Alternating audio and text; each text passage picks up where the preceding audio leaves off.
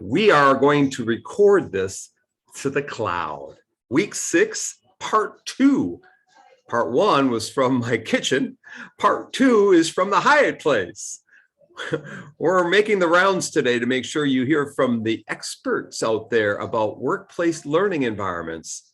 Rovi Brandon first, the Vice Provost at the University of Washington, who's in charge of the Continuum College, a school that has tens of thousands of students. And he has 40,000, I think. He has all the other deans jealous of him because he has the largest college in the entire state of Washington, I think. And Rovi was a rock and roll star before he came to Bloomington for grad school, and he's still a rock star. So definitely watch the video. I'm having it create a YouTube video of it. I've put it up in Kaltura in your Canvas file. So it is there. You can watch it now or wait till the YouTube comes out tomorrow on the session. We probably had as many alums of the program as we had more alums of IST than we had students from R622 come at lunch because they all know Rovi's great, and you all kind of weren't there, except for Christian, Mr. Christian. Do I count as an alum? I think if you come 5 times in a row, we'll make you an honorary alum. Even you won't even have to pass your dissertation. So well, I'm a master's alum, right? You're right. You are a master's alum. You are. So an alum of other classes I've taught. So we're going to have a little session here on workplace learning environments with Shameem Farouk from Malaysia, Maybank in Malaysia. She's in charge of digital skills there, and she's the executive vice president and head of digital skill development at Maybank. She's on kind of leave. She's been seconded or on sabbatical to the Fulbright folks here in the USA and studying and thinking and talking to other people in San Francisco. So since she's in San Francisco soon, she would like to meet you if you have time. How long are you going to be in San Francisco, Shameem? Until November, actually. So I'll be leaving on the 9th of November. So Sunmei, if you're there, I would love to catch up with you. And I hear you're doing some apps. So that would be wonderful to learn from. Yeah. She presented on her apps, and she created one app called the SMILE, Stanford Mobile Inquiry Learning Environments, where kids ask questions of each other at higher levels of thinking. But she also was working at To-Do Math, or is that right? Or To-Do Math, or is it To-Do? To-Do Math. To-Do Math, yeah. Which is a startup ed tech company in San Francisco. Oh, interesting. Was that formed by Berkeley graduates? Was it actually located at Berkeley and then founded by Berkeley graduate? Yeah. And so I have on this list all these countries. I'm not sure if you've done all these, but change management, organizational cultural development, instructional training in Malaysia, Indonesia, Cambodia, Philippines, Singapore, Bangladesh, and Sri Lanka. The latter of which I've helped out with the folks at the OpenU of Sri Lanka the last couple of years. I've been to the Philippines and Singapore and Malaysia, but not Bangladeshi or Cambodia or Indonesia, although I want to go. Yeah. So of those countries, what's your favorite one? You know, each one of them has something different to offer. So, and very unique circumstances. Each one of them, I would say, are really, they're my favorites in different ways, you know. I have to be, Bangladesh, you would be amazed at the energy, even though the country has less infrastructure in terms of telecommunications, the internet. Sometimes there are, you know, electricity goes down, just like in India. But the energy of the people of wanting to learn and that passion and that excitement, right? I think if you've been to Philippines, it's something like that. You know, they're very passionate people. They love to sing. They love to sing. Exactly. So that's in Bangladesh, right? And it actually inspires you that the people there are very hardworking and they want to do a lot more. So Bangladesh is one of those areas which I would love to do more work actually, because of the learning environment that they have, actually learning spirit, I would say. So tell them what you're doing on your Fulbright. Yes, so the Fulbright program, I am doing a couple of things. One of the things that I'm working on is something called an adaptive learning engine. So in the environment, the workplace, at least in Maybank, so we've got different kind of learners. Kurt, I almost think of it like we have three generations. We've got the grandfather and grandmothers, that's like the board and senior management. And then we've got the fathers and mothers, which is like the management level. And then we've got the sons and daughters, right, which is at the junior management level. So you've got three generations within the organization. And then you've got different ethnicities, you've got different languages to adapt to. You've got different learning educational backgrounds, some with some with tertiary education, some with really, specialized degree programs, and then some without any degrees, So we've got a whole mix of a variety of people that you kind of have to upskill and reskill because of digitalization. So digitalization meaning to say that right now, actually many organizations across industries, I would say that there are two key pressures. So one set of pressure is coming from the need to digitalize the organization because it's much cheaper if we have certain things automated. So you reduce the salary costs, you replace it with bots, which actually can cost very little. And so the whole process throughout the bank is being digitalized, the routine jobs, at least the routine mundane jobs. And so we've seen a group of people who have literally lost their jobs. And now Maybank, again, I'll just speak about what the bank is about. The bank is about humanizing financial services. We don't just talk about it, but we actually do it. And so when it comes to education, what that means is that we want to make sure that the employees are continuously employable. So we have not, despite the fact that we've got a group of people who have lost their jobs due to automation, we have not laid off any one of them. And that is because we actually give them new skills, we reskill them, or we upskill them, and then they are still productive to the bank. And in some cases, they are more productive than before. In fact, that's the goal actually. So one set of pressure is really on digitalization. The other pressure that's coming across many industries is really the need to be environmentally friendly, socially responsible, and high governance practices. So that's the ESG pressure. And so again, here I'll just give a short example.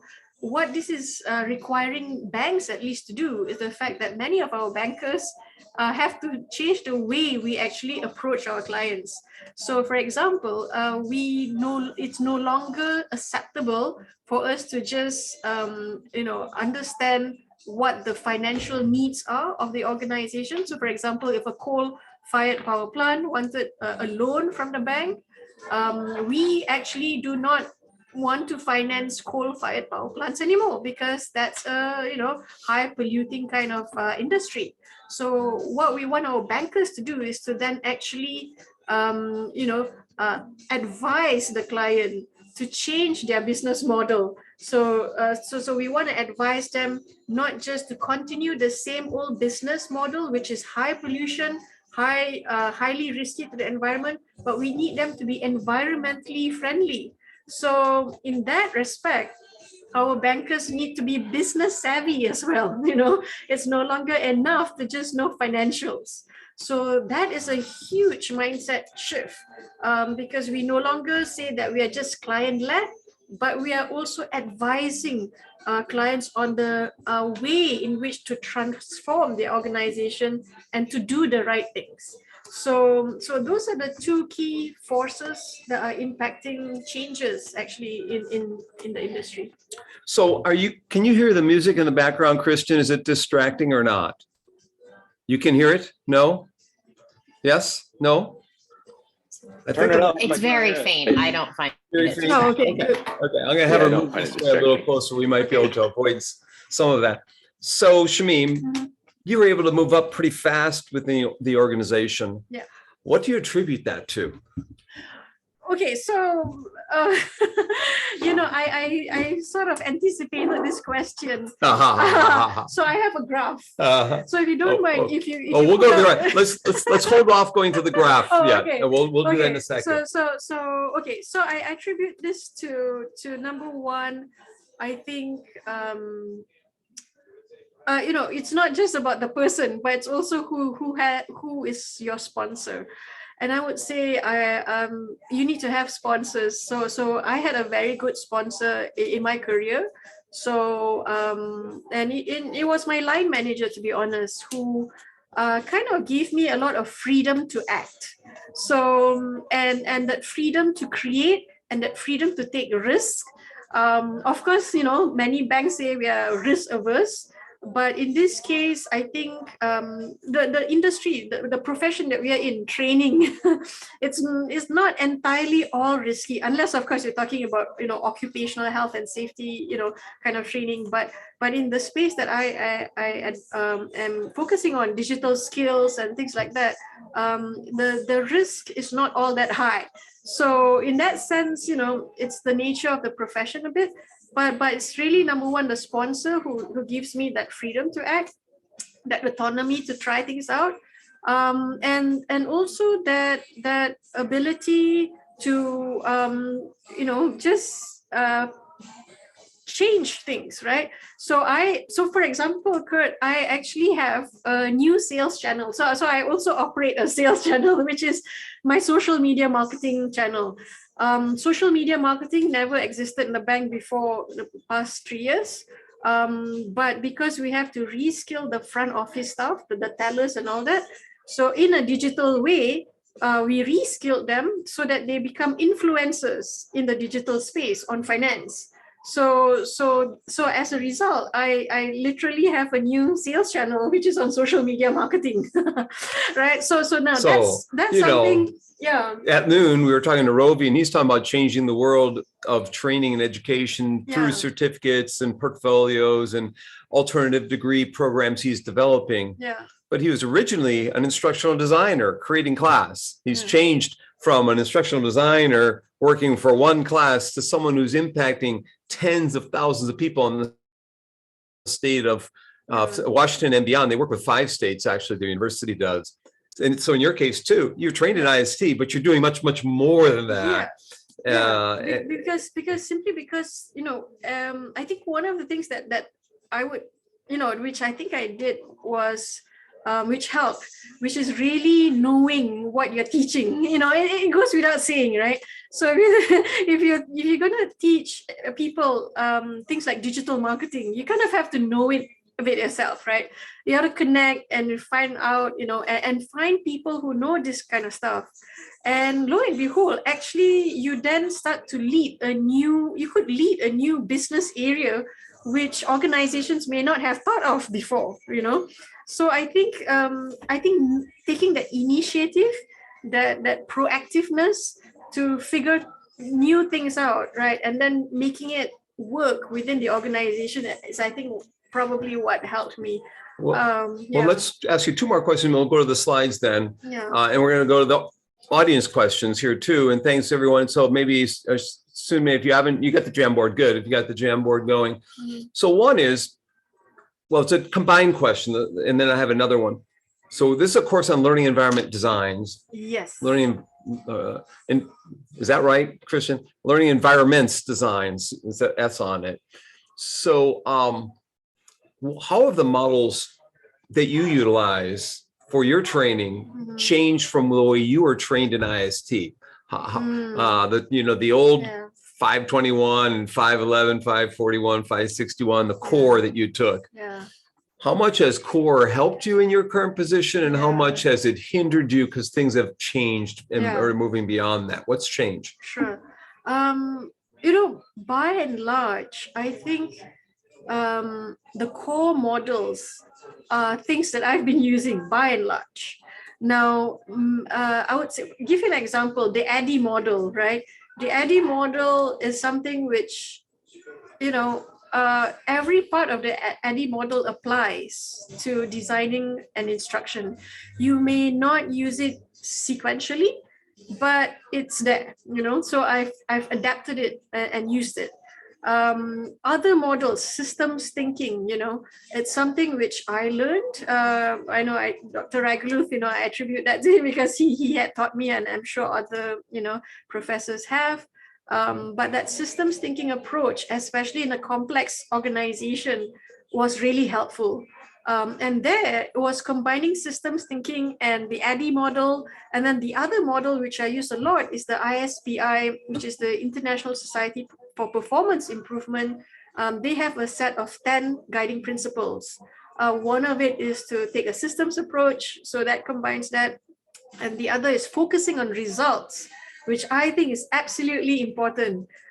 Focusing on results is important because that is that kind of like integrative or the common language which connects you, the professional instructional designer, with the organization, because the business world speaks language in KPIs, key performance indicators, profits, market share, whatever.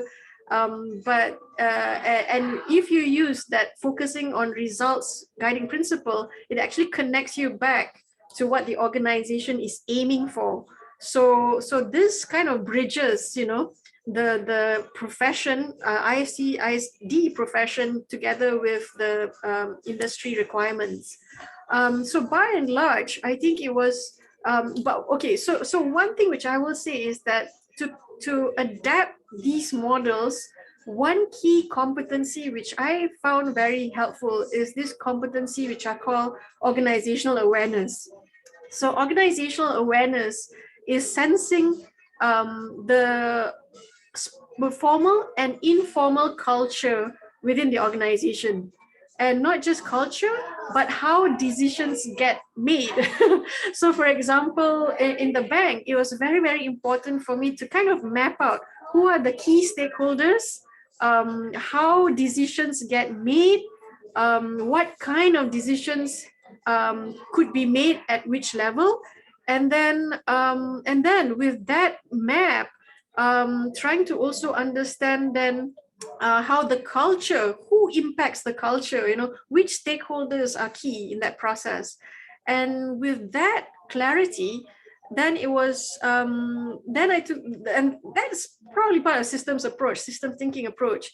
And then using that understanding to adapt the ADDIE process, right? The ADDIE model to the process which I took, basically. So hope that explains it a bit. We'll get more into that. And Yeah. today the theme is inclusivity and empowerment. Yeah. So how does your role at Maybank help you empower women, empower those that have not been empowered in the past? What do you do and what have you done? Yeah. What initiatives are underway there? Yeah. And could other people maybe utilize in their respective environments? Yeah.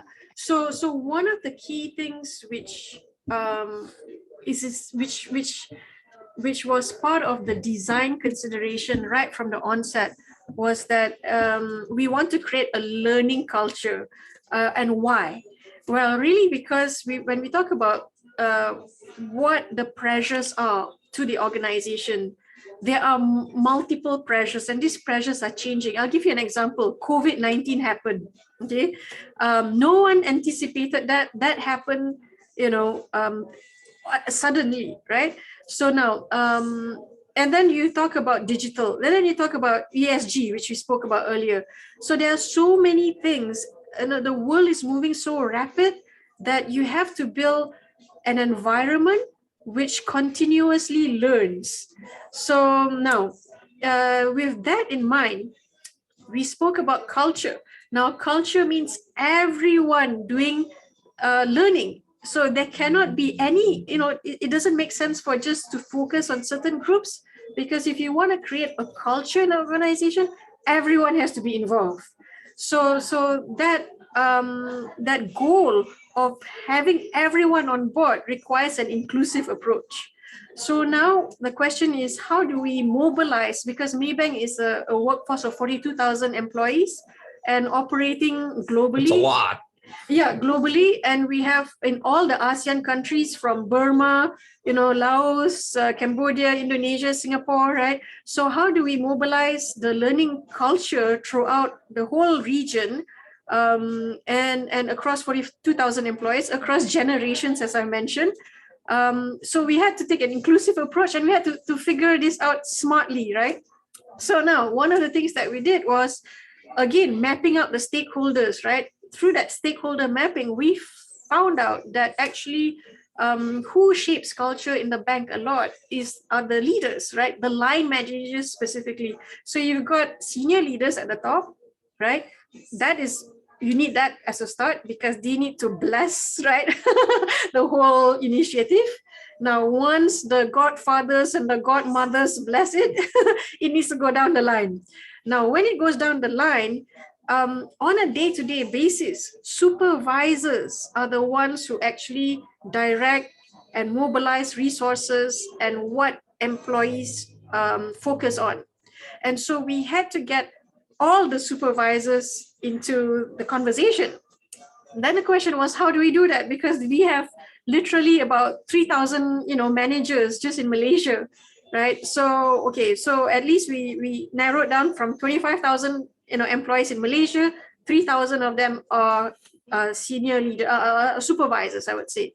So then we figure out, well, how do we create a learning culture? And the learning culture, if you think about it, it's about everyone learning to learn. And how do we learn in today's world? We actually do a lot of Googling. We actually look up information, and we actually ask one another. We connect with one another and we collaborate, right? The answers are not from within. The answers are not from formal learning as much as learning how to learn. So, and then we went a step further. Well, then we started to research, what creates a learning mindset. And then we were taken to this, Carol Dweck's work, right, on growth mindset. So we started focusing on how do we cultivate that growth mindset. And as part of that, we then got in another influential stakeholder, which is the union. So we've got 9 unions in Maybank. So what we did was we got all the union leaders in one room, and we spoke to them about, here's the situation. We want to make you employable. We can't guarantee jobs, but we see that one way to actually ensure employability within or outside the bank is to have that growth mindset and that learning culture. And so we got them into a workshop setting. We showed them, okay, here's what we intend to do for the workforce. We showed them how simple it could be. And we got the union leaders to support the whole and bless that whole journey. So the unions were another key stakeholder. And once the unions were on board, then we went to the supervisory level, and then engaged them and taught them the skills of facilitation, which is asking questions, right? Asking questions to everyone and learning together to create that learning culture. And so we wanted them now to be responsible, to be that learning change agent for their own unit. And we told them, look, it's as simple as having half an hour sessions, learning check-in sessions, at least once a week. Schedule it on a Friday or something, and then have these check-in sessions where people would learn on different themes on digital. And we prepare, at least on the learning team side, we prepared, the agenda, the learning agenda, and we got the leaders to practice asking questions, right? And facilitating learning. So in essence, we push down the accountability of learning down to every level of the organization. And that was kind of how we try to create an inclusive culture, actually, of learning. Before we go to slides, do we have any questions from all of you? Maybe we can take 1 or 2 and then we'll go to our slides. Sunmi, are there any in the Jamboard? Oh, not yet. Not yet. So does anyone want to just jump in here with a comment or a question of what Shameem had to say?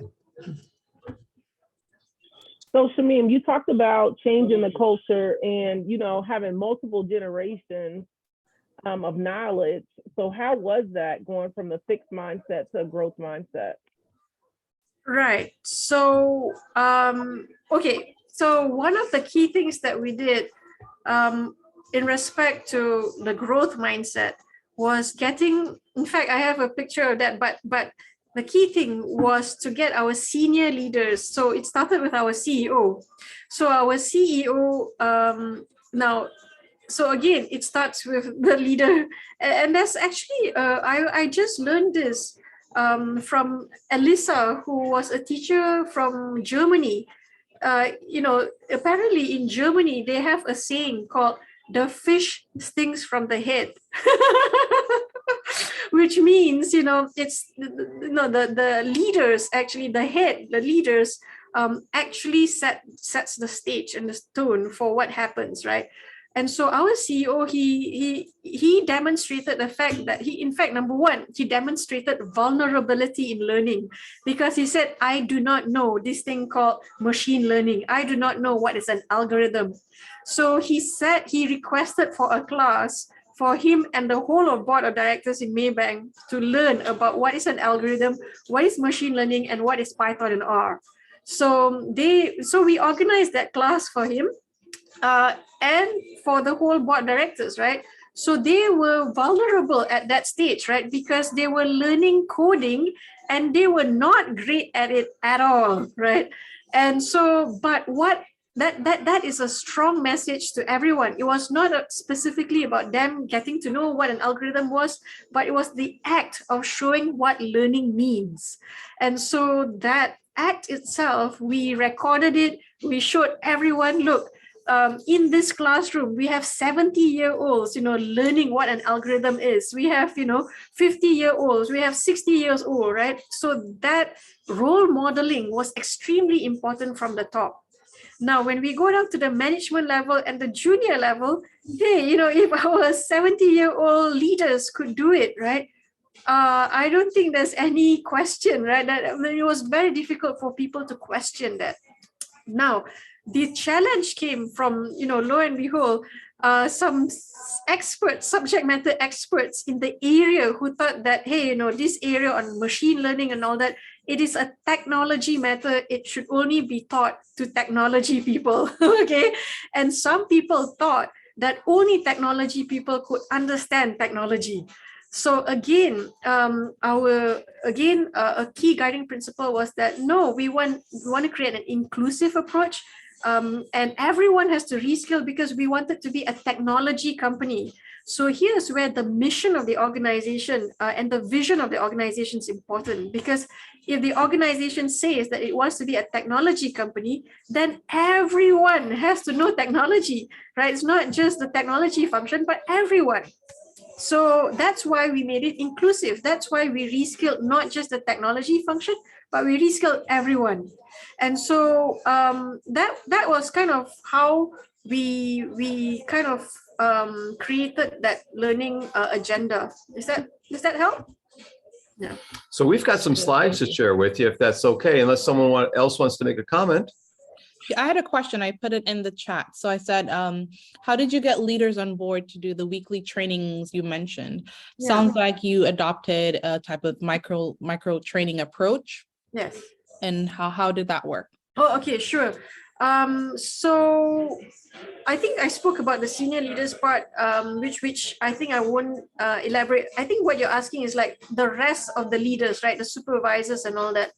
So indeed, there was a micro learning approach. Now and this is the other competency which was really important. This is something I call conceptual thinking. Conceptual thinking requires, I think now it's extremely important for educators, instructional designers to look at the essence of what is really important, to boil it down to the crux. Like we do not need to train people on everything from A to Z, I think. What we need to do is to figure out what are the essential things that people need to learn in order to get started and in order to enjoy learning. So in fact, one of the key guiding principles that we put into our design of our instructional materials is to make it fun and enjoyable, because these are people who probably have not had success learning in the past. Okay, so for example, people without post-secondary education, people without tertiary education, people without college degrees.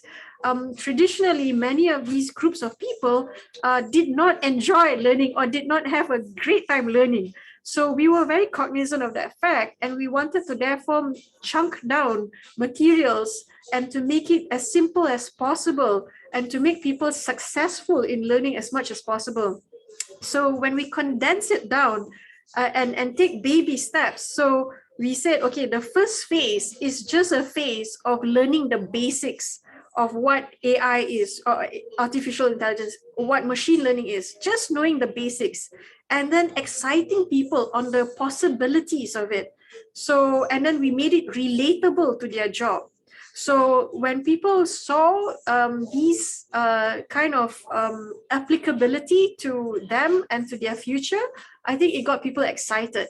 And then secondly, it was just telling them, look, managers, you don't need to spend time on this. It's it's learning together. You don't need to be the subject matter expert. And I think when we said you don't need to be the subject matter expert, it kind of reduced that fear of knowing everything. And then showing, and actually we actually conducted a lot of role modeling. So we actually got them to role model, or actually get, what do you call that, not role model, but what we role model. So the trained people role model, but they had to practice it.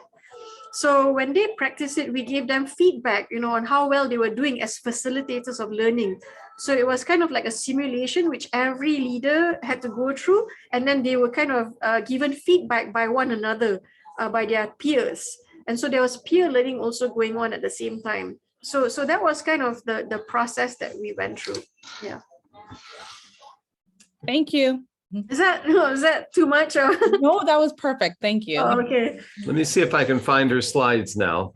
I think they're up on the screen here. That's my slides there. So I gotta show all windows.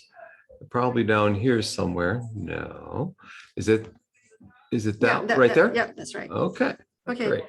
Hang on. So maybe let me for see. about 5 or 10 yeah, minutes correct, at 10 the minutes. most. Let me see which ones I would like to just highlight. Well, they're gonna download these. Yeah. I want you to mention all. I want you to go ahead and talk about all of them. If nothing else, briefly. How many do you have there? I wanted to talk about this part actually more, because this would be the framework which I use. I think Kurt, you mentioned what was important here. Yeah. And so this is what we call, how do we create an inclusive learning environment? And these were the bubbles that I kind of used and adapted from the International Society of Performance Improvement, Human Performance Technology Principles. Now, the first bubble here it's called strategic relevance, but this is about asking the question why. So if let's say somebody comes to you and asks you, okay, we need to create a DEI, a diversity, equity and inclusion training program. So then the first bubble here is about, well, why does it matter, right? Because that really forces us to think about what is the vision, what is the end state that we're going after, and thinking about that end state and that vision. In fact, my second slide here is about Stephen Covey's begin with the end in mind, because the having a clarity on the end in mind and getting people to actually agree on that end is a process. It's a learning process, and I think it's a consultative process in itself. So if everyone agrees on what the end vision is, and having that clarity, for example, DEI, what do we mean by a successful DEI program? That question itself is important, because different people will have different ideas on what DEI is. Is DEI just about gender or race? Or is DEI also about how we treat employees in terms of hiring, performance management, promotion, succession planning, right? So you can go to a lot of detail here. And so if you don't clarify that end in mind, what's going to happen is that I've seen it happen all the time. we become very reactive, because what's going to happen is that suddenly one stakeholder is going to say, hey, what about this? And then another stakeholder say, hey, what about this and this and that and that? And so finally you end up firefighting all the time, which is, it doesn't go anywhere, to be honest. So begin with the end in mind is about getting everyone together, thinking about why do we need this? Is it really relevant? If it's relevant, how are we going to make it successful? How do we know it's going to be successful? What are the outcomes that we want to see? What are the measures that we can come up with, so that it can be, so that we can track where we are today and where we want to go. And then also making sure that everyone is on board on the same objective, right? So I think the beginning with the end in mind it's a very, very important, and that's what I call strategic relevance. And it's also part of not just looking at today's issues, but projecting. I always, say to people, at least at my colleagues, the training colleagues, right? That training is not easy actually, because it's not a switch that you can just quickly turn on and off and expect results. Because if you really want changes in behaviors, mindsets, and values, that takes time. So begin with the end in mind is about projecting the next 3 to 5 years. What's going to happen to the organization next 3 to 5 years, what's coming, so that you have that time, so that you have that runway to build that behavior, mindset, and culture, to realize it when you really require it. Because I can tell you, in the workplace, your CEO, your senior management will expect it ASAP, right? And so we kind of have to be one step ahead of them. And that was actually, and I can talk a lot about that, because when I came into the bank, they did not really clarify clearly what a digital strategy was. So my goal was, if there's no clarity on a digital strategy, I needed to help the leadership team crystallize it a bit more, because the questions that I was asking, why, what, was not very clearly addressed. So on that note, I had to bring in experts, globally, to actually help the senior leaders see case studies and relevance in terms of why digital is important. And from there, actually, then the ball started to roll, right? And so, so strategic relevance, I think, is particularly important, especially as you go the higher up in the ladder. So if any of you are interested in being a chief learning officer one day, this is the most important, I think, bubble that the chief learning officer will have to do, because it's not just about training anymore. It's also about linking it to the business and being a C-suite leader, and thinking about the organization 3 to 5 years down the road. So strategic relevance is extremely important for that reason. Then you'll see next bubble is the leadership, and spoke a lot about leadership, getting them on board, because that is what actually the fish head, the fish things from the head analogy, right, or phrase, right? And then ownership, all levels in the organization have to own it. Employees have to own learning, right? And then policies and infrastructure, as simple as having laptops in branches for people to learn. In fact, in the branch, they actually don't have a computer to learn. In fact, there's no computer to Google. So can you imagine, employees do not have that practice of Googling for information. So that is actually a hindrance to learning, to be honest. So we had to actually provide the infrastructure, the hardware, to actually for them to learn and Google information up, because we wanted to teach them how to learn. And then lastly is that training program itself, capability development. So all these bubbles actually come together and shapes the mindset and culture of learning inclusively. So this is the key slide which I wanted to share. We need to go to the one where you have the numbers on here and explain some of that. So sure. So briefly speaking, I spoke about Maybank being 42,000 employees, right? Across ASEAN, you see that we've got 2,600 retail branches worldwide, and so forth. So Maybank in Malaysia, we are in 2020 we won the best digital bank in Malaysia and Indonesia. And so we were able to do this, and we were not a digital bank before. So this is something new. So now the way we did this was really through the upskilling program, because again, in fact, one of the interesting things with I thank my CEO for this, is because he said we must be able to have the core competency internally. So we must be able to do digital ourselves and not outsource digital to a consultant, right? So that forces the issue on learning digital. Now, on this set of slides, what you see here, let me go through the gender statistics here at a national level. So the percentage of females in Malaysia roughly is about 49%. US in comparison is 51%. Percentage females in the Malaysian workforce is 39%. In the US, about 47%. So you see that there's a bit of difference here. And this one, there's social cultural issues attached to it, environmental issues, but I won't go through that.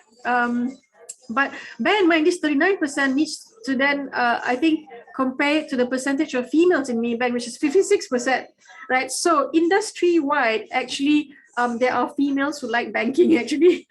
Banking is somehow attracts females, to be honest. But anyway, percentage of females in boards, 26%. So this is where we see that females are still not well represented at the board level. However, Malaysia is still higher than the global standard or global average of 20%. Now, percentage of females in Maybank is 56%. That is actually higher than the national average in the workforce of 39%. Senior management, we have 42%. Globally is 31%. So here is where we actually focus a lot on female participation in senior management. And actually year on year, we are increasing at least by 1%. So you actually, if I drew a graph for the past 8 years, Maybank actually has been increasing by 8% there. And it comes up to 42% now. That's significant. Now, yeah. Actually, Kurt, I won't say what I saw in the business school here recently, but that's for dinner. But anyway, I didn't mention in my introduction that she somehow got an MBA while getting her IST doctorate.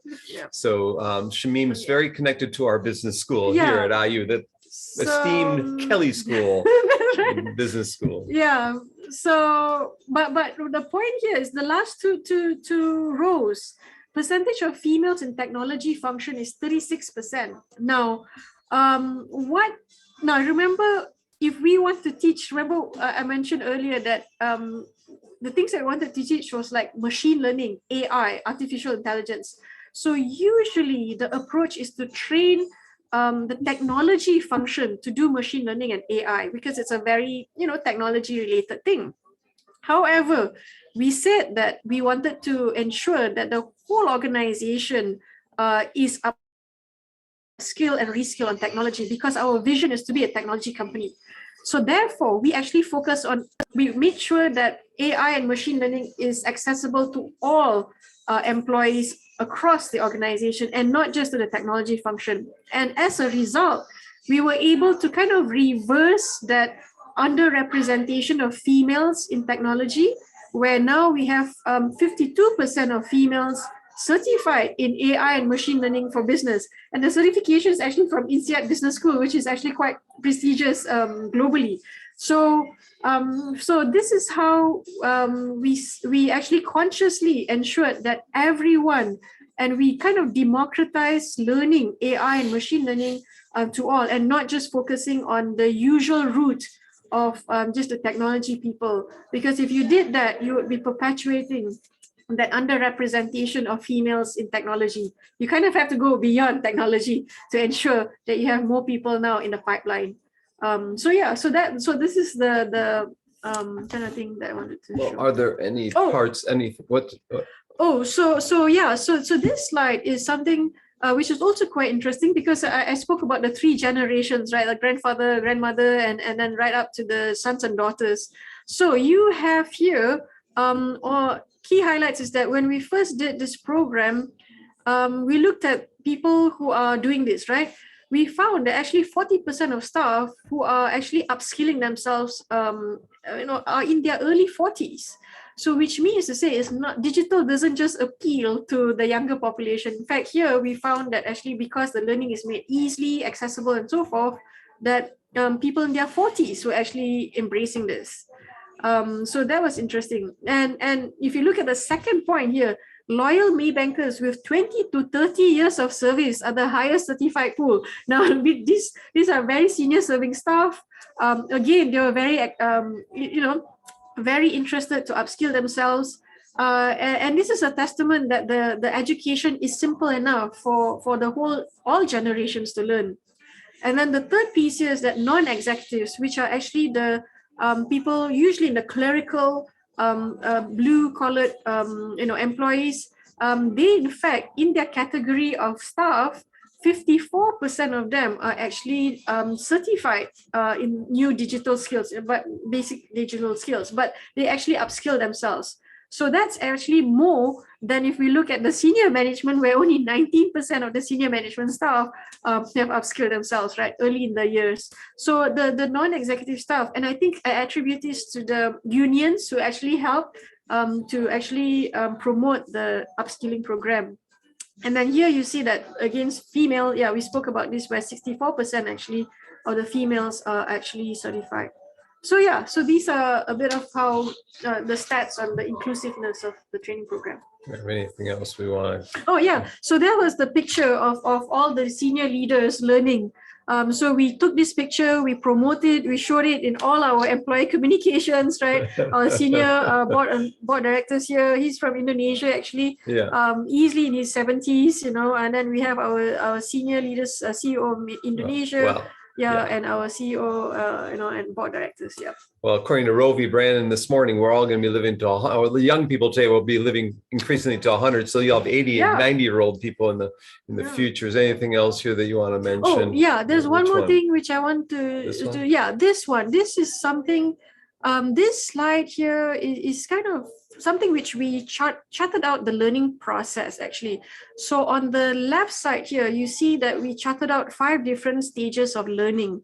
And the first part was really about creating that awareness on why it's important to upskill ourselves. And we actually ensured that we had some metrics, some indicators to look at how aware our staff. So we had actually surveys going out and we looked at whether staff were aware on why we should upskill ourselves. The second piece on the stage of learning is openness to learning. Okay, now that I know why this is important, am I open to learning? And this is where we got our board, as I mentioned earlier, that earlier picture, an exco role modeling learning. And this is where we actually train managers to be learning facilitators. And we saw that because of this, like we had 200% increase in people learning coding. And then they also, in fact, out of that, in fact, the staff itself proposed, they created their own learning community because they felt that they wanted to continuously learn and brainstorm with each other. So the staff themselves created their own learning community, which was a really good sign that they were open to learning. And then we have peer coaching as well. And then we also track, well, now that they're open to learning, are they acquiring new knowledge? And this is where we looked at, whether we looked at how many staff are trained on the specific skills. And then we look at learning satisfaction and look at immediate, cost avoidance that we could actually get, because we said that, okay, the projects should be run by staff. So if they ran the projects, internal projects, and not outsource the projects, then we would actually get a cost avoidance because we would not need to spend on consultants. So that's how we save this initial dollars. And then we looked at, okay, now that they have new knowledge, are they applying it on the job? And are they experimenting to come up with new projects? So what we found was that we also tracked the progress of this staff, and we found that actually, 26 projects involving 246 staff currently experimenting. 81% of the projects are progressing, which are really good, and 11 projects have been implemented. And from these projects, we then found, okay, what was the outcome? Was there any, we call it return on investment in the business world, and there was, and actually $45 million was realized in just that 1 year. And actually, we were prepared for COVID as well, because I mentioned earlier about social media marketing. And we did that in 2019. So when when people couldn't walk, when customers couldn't walk into the branches, our staff were prepared to do digital So marketing. You were proactive instead of reactive, like Yeah, everyone else exactly. is reactive, right? Exactly. Yeah, So this was that. Now on the side here, we were also prepared. So as bankers, we are risk managers, So we always have this thing called risk mitigation. But anyway, so I used to be a CPA. I know, I know. It's the same thing. Exactly. So That's why I didn't last that long. but so we thought about, okay, in these stages of learning, what could go wrong, right? And what could we do to support the staff? And this is where scaffolding comes in and all that kind of stuff. So we made sure that we had leadership continuously talking about importance of learning, Right. which is the leadership support. Secondly, we made sure that we had experts coaching. So we continued the support of, we had experts who were familiar with AI and machine learning. So as the staff was doing their projects on the job, we made sure that the coaches, the experts were available anytime the staff wanted an input on whether they were going the right direction. So that was the coaching support. 3 is staffing. So some people say, hey, I want to really do this fast. Can you please make sure that we have people who can do coding? So we actually hired and recruited people, and that was the staffing issue, to complement the existing staff in AI and machine learning. So we also had to do staffing, actually. And then the last part is easy to use AI tools. This is something like, in fact, this is something which I will share here, which is in terms of learning machine learning, we actually created an interface. So usually to learn machine learning, you have to learn things like new coding program called R or Python. Now, I'm sure most of you, if I ask, if you are not a coder, like, to learn coding is difficult, okay? So rather than go head on with that issue, what we did was to build an interface, an interface which people know about. So in this case, 90% of business users use this thing called Excel spreadsheets. So what we did was we asked INSEAD Business School actually to figure out, okay, look, can we build an interface from Excel to Python and R so that the people do not need to code, but would learn at least what the outcome of the coding would do on AI and machine learning. So what they would do is they would input the data in Excel. And then, so here's the spreadsheet actually. So the spreadsheet looks like this. So the first part is just an introduction on this machine learning algorithm. In this particular case, it's called a time series algorithm. So, and then there are videos here for you to learn what this algorithm is about. But the second part here, so here are the different tabs. So you will notice that the second part here is where we put in the data. Now, this spreadsheet, most business users know how to use. Right. So we didn't need to train our learners to use this spreadsheet. What we just needed them to do was to key in the data that they wanted to apply the machine learning algorithm to. And then what we had was we created a button. So they didn't need to actually code this stuff, but they just had to click the button. So they click the button in Excel, and then the results actually come out in Excel back. So what it does is once you click the button, it goes to Python and R on the back end, and then the results come back into Excel. And so what this does is that immediately, without coding anything, people could see what an algorithm could produce. And so in this case, this was a forecasting algorithm. So people could see, oh, wow, if I use Python and R, I could actually do forecasting, and I could also do a back testing, which actually test the model with prior data and see how accurate it was. And so literally, this allows people to see the value of machine learning and get them excited. Wow, I can do this stuff, right? And once they're excited, then we can get them to learn Python and R, because they see the value of it. So this was the scaffolding kind of tool that we use to help people immediately apply machine learning to practice. Yeah. So we talk about learning principles in this class, or the learning environment principles. One is scaffolded instruction. Mm-hmm. One is getting peers to talk to each other. Yeah. Another is to have a tutor coming in and monitoring what's going on and helping them learn along the way. But there are other principles too. And we won't go through the rest of these, but you maybe want that last one that has her email on it. Yeah. Shameem@maybank.com. So there you go. I don't think I had that in my email to all of you earlier. So you might want to write that down before I stop sharing the slides. There we go. Okay. Now, I have a final question for you, and I won't ask my final question until my students get a chance to ask you some other questions. We're going to go to dinner after this, so we can't be too long. And so this is the only section for tonight. We already had one at noontime today. I will say that Shameem and I had a session on August 30th, I believe, for our School of Global and International Studies and our Global Gateway. That's recorded, and I think I may have sent it to you. I will resend it again. She presented some of these slides and many others, and we talked about similar things. So in the end, tomorrow you'll have two different videos you can watch, one from August 30th and one from tonight, and to go back.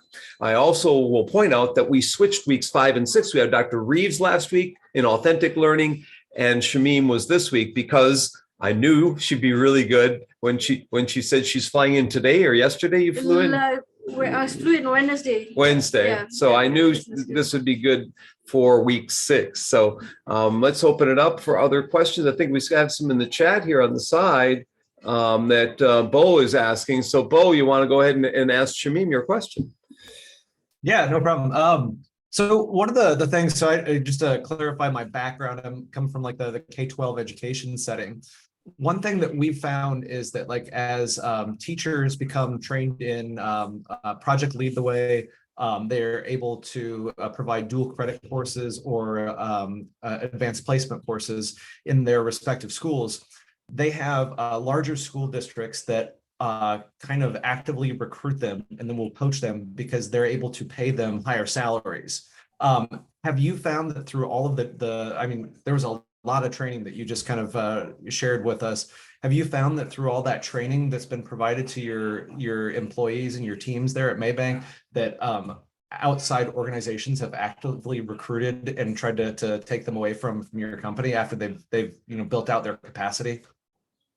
Okay, so if I understand your question, Bo, correctly, you were asking whether we may lose talent or we may lose intellectual property because they might, use this in other settings, or is that? Not so much the intellectual property, but the talent itself. Yeah, would the employees be recruited out? Yeah, excellent question. So our philosophy is this. Maybank, like I mentioned, is a humanizing financial services. That's our mission, right?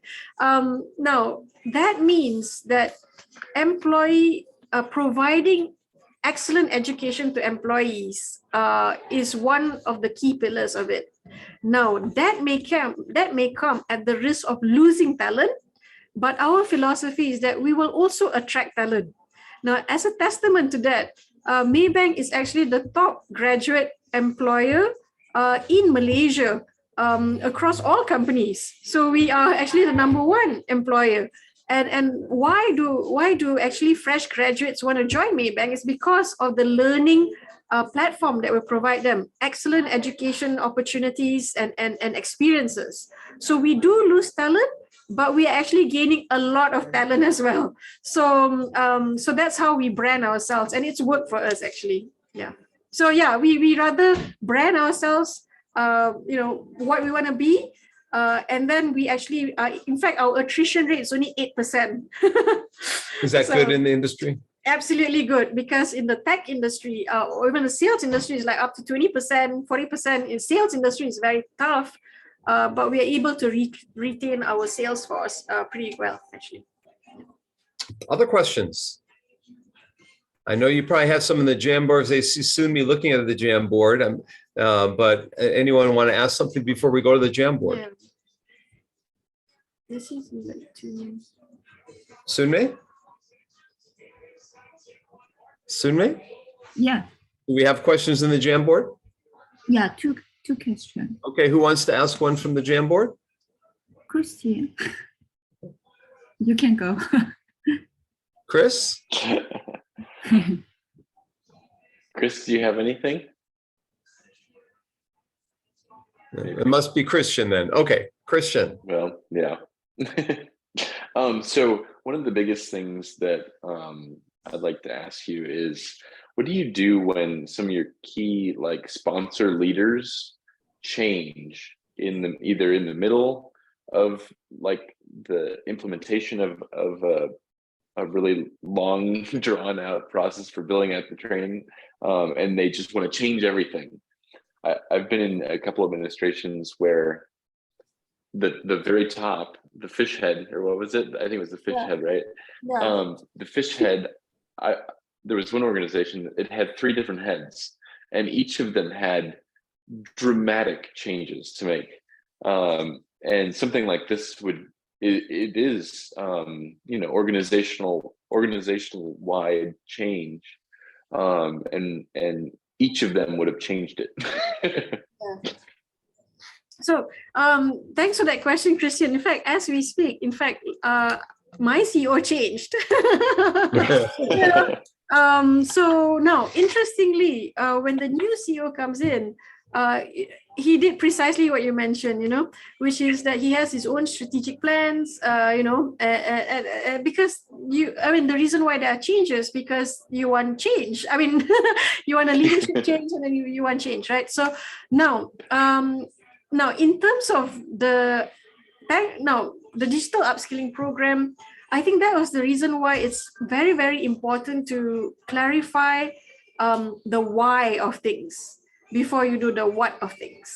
So if you recall, I put there, the first bubble was on strategic relevance and getting all the stakeholders on board.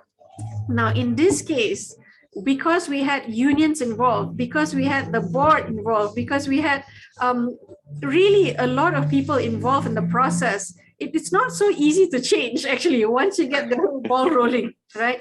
Now, it's easy to change if only the CEO is involved. Because once the CEO goes, so part of the strategy was to actually, interestingly, when everyone is involved, changing is not easy. and that, that's why they say culture is not easy to change. Once it starts, forming, it's not easy to roll back, because then you will be, answerable to why are you changing something that's working, right? And the other piece of that I would say is very important to have the measures in place. If people can see that there's traction, right, and if people can see that it's going somewhere and that it's producing results, it's less likely that they will impose a change as well, if it's going well. Now, if it's not going well, or if it's just forming, then yes, that's usually the case. It will change. Does that help? Oh, absolutely. Yeah, no, and it's awesome that you're experiencing it right now. Experiencing what happens. Yeah, my function was one of those functions which stayed the same, or my plans have not been changed, I have to say. Yeah. Well, we have one or two more time for one or two more questions. So jump in. Okay, go ahead. And Mika wants to jump in too. So I might miss something. So how to assess or evaluate the employer's learning outcome after training? So actually I saw that survey, so satisfaction, but after that, actually it really works. How to assess? Okay, wonderful. I thank you for asking that important question. So there are 3 things that we measure. One is that learning satisfaction, the initial learning satisfaction post-training program. Now that's important for the trainer to know how effective they were in the classroom. But 80% of the work is post-training. And so we actually follow up with the trainees to see whether they're actually applying the skills on the job. It's a manual process at this moment, I have to say.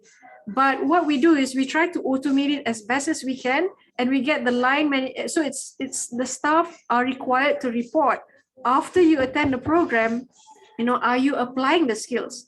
Now, it doesn't mean that they have to be successful, because we know that there will be failures, and that's part of experimentation. So we just want to know, are you applying the skills? It can be successful, it can be not successful. We will accept both, right? So there is actually a monthly report that my team actually does. Now, the third aspect is then impact, business impact. So out of the project, is there, from those that are successful, are there any business impact that is realized? For example, are there any time savings realized? Is there a reduction in errors? Is there a reduction in the processes that you apply? Or is there uptake in revenue? In the case of social media marketing, in fact, we see a lot of revenues coming in right now. So is there any cost savings or cost avoidance, as you saw earlier? So those are the three things that we track: learning satisfaction, application of skills, and business impact. Does that help? Yeah, definitely. So you mean that just the first two real-time reaction, and then after that monthly basis just to follow up, right? And then how long? So after 1 year or 2 years? I think that we track. So throughout the year, we actually track it, right? So because our reporting is, we have actually a scorecard. So our CEO, he has a KPI, a key performance indicator on digital skills. So it goes. So my performance, whatever I contribute, it directly impacts his bonus. So so this is taken seriously, actually, at the board directors level. And again, and so back to Christian's question, embedding key performance indicators, sometimes at a systems, at a strategic level, is not easy to change. That's one strategy to deal with that. But anyway, so we track it throughout the year. Once the project produces impact, fine, it's done. Or if the project is a failure, we record that failure. Why was it a failure? And then we provide the coaching support. So we actually, as part of our training approach, we ensure that the trainers are available post-training to provide coaching support. And we actually outsource the tracking also. In cases where the training is conducted externally, we get the trainers to follow up with the trainees and report that every month to us. Does that help? Yeah, thank you so much. So R561 is the course you should take on evaluation with Dr. O, or with maybe Dr. Kwan. I forget who else teaches it. Dr. Brush probably does too. Everyone teaches 561 if you want to know more about evaluation of the outcomes. Mika put her camera on before, so I'm assuming she had a question before. No, I didn't. I was just coming back to say. Okay. Anyone else? Ga, we haven't heard from you. Megan, we haven't heard from you. Would you like to have a comment or a question? And if not, I will ask my final question, which is a two-part. I was going to ask about tasks and new responsibilities that you're in the midst of. You kind of answered that along the way. So I'm going to ask the last two on here. Number one, you're always changing and growing. You're doing new things. How do you keep on top of it all? What kind of professional development opportunities do you look for that helps you stay up to date and at the cutting edge and prepare for your future role? And then and part two is, what are you going to be doing in 5 or 10 years? What do you envision your future role to be? Sure. So so on the professional development side, because I'm in the business world, corporate world, so I have to actually continuously read the Financial Times, I have to read the Wall Street Journal. I have to read, what's happening in the South China Morning Post, in the region, for example. So keeping up with daily news is one bucket. Then there's the area of management, what's happening in the business world. So I read the Harvard Business Review, quite religiously. And because that is what my leaders, actually the C-suite people, the managers, they always read Harvard Business Review. My leaders are also, because I guess that's why people have said we do have a learning organization, because we I see the leaders continuously are reading, actually. So that's on the reading side, right? And then for my side, because I'm also a researcher, I subscribe to the Academy of Management, because they have a management and learning, AMLE, Academy of Management Learning Education. So I look at what's happening there. AERA. They have publications, to see what's happening. I subscribe to the EdTech Digest, Education Digest, that they continuously have a lot of stuff going on and just to scan new technologies. And a lot of, so another thing is that vendors also, okay, so this may not apply to you, but vendors continuously email me, try this, try that. And my answer is always, yes, let's try it out. Let's see what it is. Even though it might sound familiar, but you never know, it's through that dialogue that I actually get ideas actually. So the other thing is that I try to attend conferences as much as possible. Conferences, be it, Society for Human Resource Management, Academy of Management, which I just attended, which is interesting. AERA, which I've not attended, but ATD, Association of Training, and they don't call it training and development anymore, they call it talent development. Association of Talent Development, ATD. So that's what I subscribe to. I recommend those. So I'm and I get my team as well, to actually go for conferences a lot. And then the area of digital and sustainability. So I'm constantly reading a lot about that, YouTubing a lot, to be honest, YouTube, climate change, YouTube, energy, stranded assets, new stuff. There's just a lot. But so I have a list, what I need to read on a monthly basis, what I read on a weekly basis, what I read on a daily basis.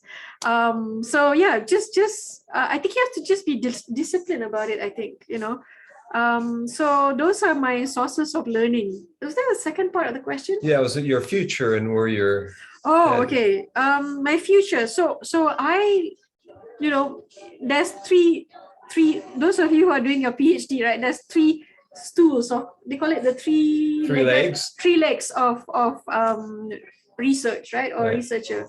So there's one part on research, teaching, and then the third part is practice, right? Or outreach, right? So in my case, I've been doing the third stool, the third leg a lot, in my past 10 years or 12 years now since I graduated. So now I'm trying to change that. So I've seen the corporate world, and now I feel like I would like to contribute more on the research base. So my future is I would love to continue doing one leg in practice, because I can experiment, which is what I'm doing now.